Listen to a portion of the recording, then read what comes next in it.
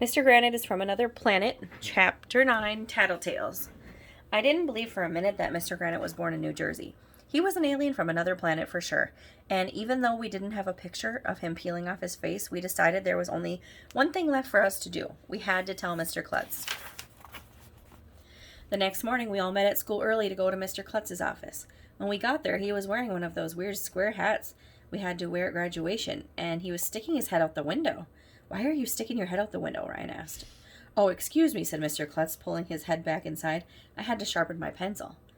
"You have a pencil sharpener outside your window?" asked Michael. "No, I was just gathering solar energy to power my pencil sharpener," Mr. Klutz told us. "See, this cap has solar panels on top of it." It was Mr. Granite's idea. Mr. Klutz showed us how to sharpen his pencil with his solar power pencil sharpener. It was cool. "We wanted to talk to you about Mr. Granite," said Ryan. "I'm all ears," Mr. Klutz said. "No, you're not," I told him. "You have eyes and a nose and a mouth, too."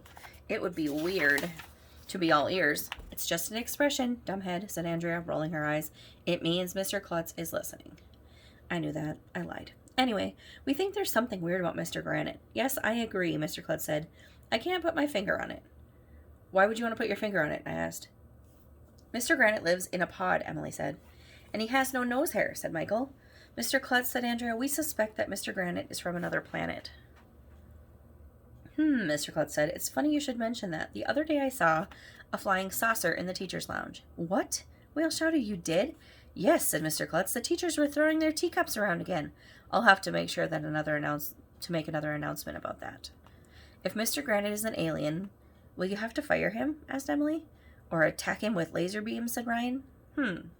Said Mr. Klutz. "This has never come up before.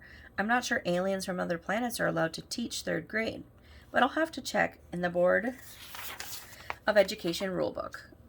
"I'm bored of education," I said. "In the meantime," said Mr. Klutz, "let's keep our eyes peeled." "Well, that would probably hurt," I told him. Can't we just watch Mr. Granite instead?" "Okay, let's do that," he said. "I want to know everything about him. I want to know what makes him tick." "Mr. Granite ticks?" I asked. "Maybe there's a clock inside him, like the crocodile in Peter Pan." "Maybe there's a bomb inside him," said Ryan. "Mr. Granite swallowed a bomb?" asked Emily. "We've got to do something." "Run for your lives," shouted Neil the nude kid. And we all went running out of Mr. Klutz's office.